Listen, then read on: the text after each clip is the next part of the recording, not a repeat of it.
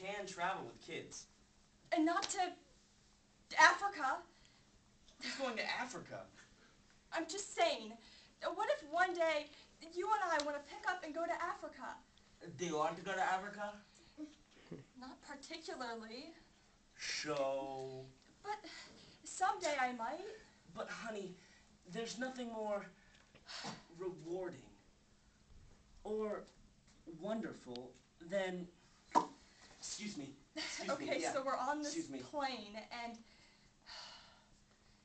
across the aisle from us is this other couple about our age, traveling with their 2 small children. 2-year-old girl and a very new boy who had a crying scream so piercing it was annoying to people on other planes. At one point, the lady in the plane, she noticed us staring. I turned to my magazine on, squirrels. Oh, your baby? It's beautiful. Oh, thank you. I hope we haven't made too much of a ruckus. You see, we could be just like you. We'd get on a plane and hope we wouldn't near anyone with kids. Oh, but things change. You'll see. There's nothing more rewarding or wonderful than having children. Honey? Honey, snap out of it. May the Lord protect us from ever becoming that. Oh, baby on a plane dream again. You see, over the years, my wife and I have argued for and against starting a family, but have somehow managed to never share the same opinion on the same day. I mean, we knew we wanted to have kids someday. And not today. And definitely not tomorrow. But Someday.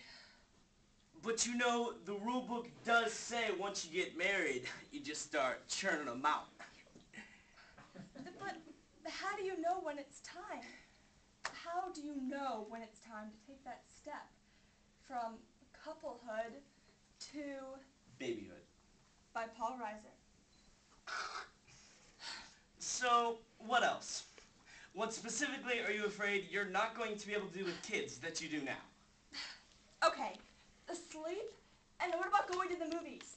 Fine. Are we really going to forego being parents so we can nap? This is where the argument starts to crumble.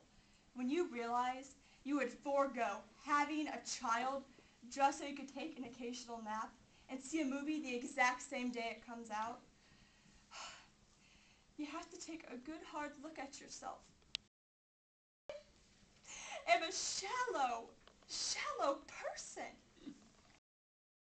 Have kids, we're too shallow.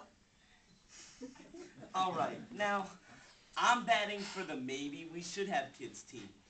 Isn't it remotely appealing that we could create an entire new person who would be like a tiny us?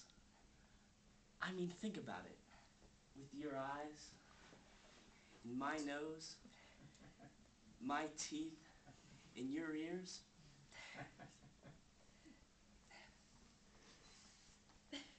With your feet, and my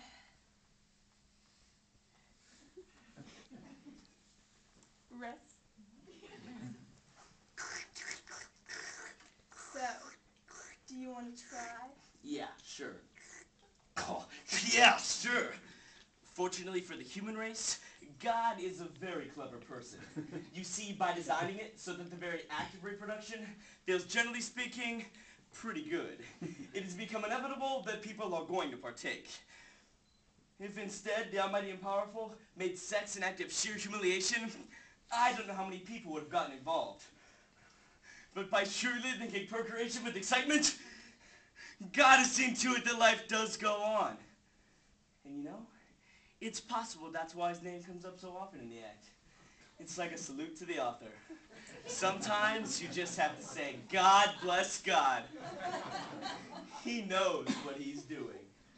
Honey, sit down. There's something I have to tell you.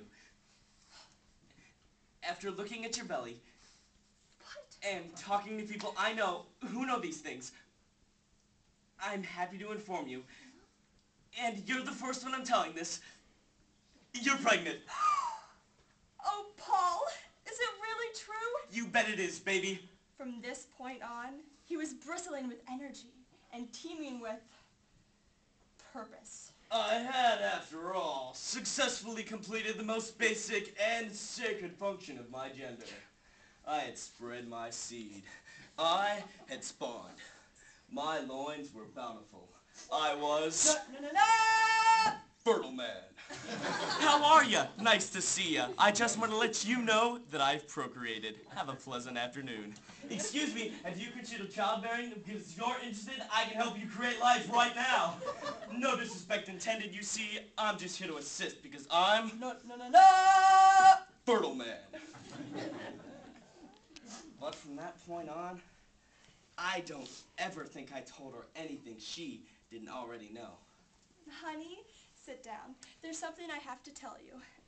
I get everything first. By virtue of my body being ground zero for all pregnancy bulletins, and by virtue of my maternal instincts and accumulated knowledge, it is your job to keep up with me and find out from me in the first place some of the things you need to catch up on. The world had shifted. Fertile man was no more. And she was the boss.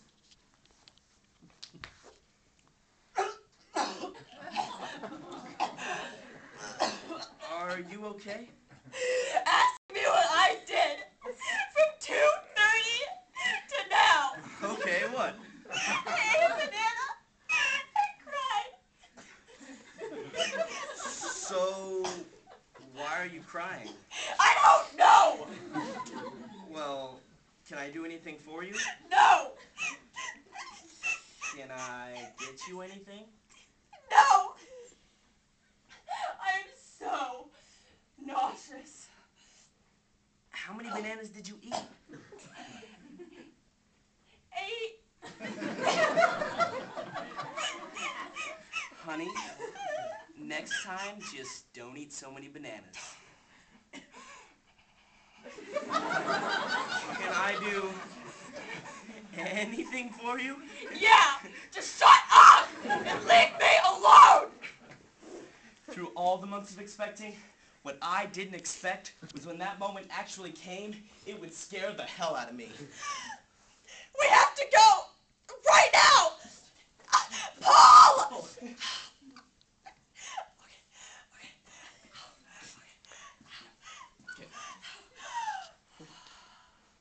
I had thoughts on labor and actually having a baby, but I forgot. It was all lost when I realized it was actually happening. I started to worry about all the things that could go wrong with the baby. I mean, you could hold him too tight, or you could hold him too loose. You could give him a bottle that's too hot, or you could give him a bottle that's too cold. You could give him a bottle that's just right, but actually belongs to 3 Angry Bears. You could park his carriage next to a building that, unbeknownst to you, is targeted by left-wing terrorists. You could give him a bath in water that's too hot, or you could give him a bath in water that's too cold. You can give him a bath in water that's just right, but the same bears come in and rip the place up. Oh my God! Oh my God! You can be talking to him on this phone while holding the baby, hang up, put them both down, and you can't fight either one for days. You can. Holy! I forgot that was happening today.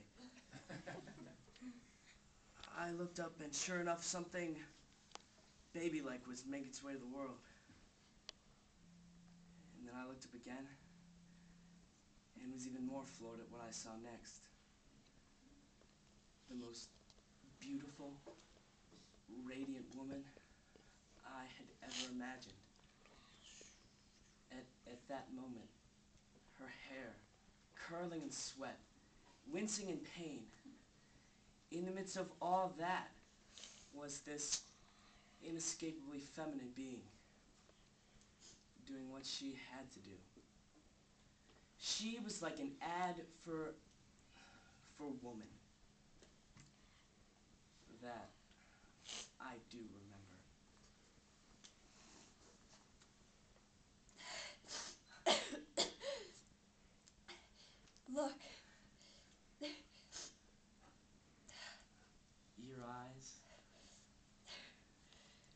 my nose? Your feet and my... I love you. Are you kidding me? I'm the one who loves you.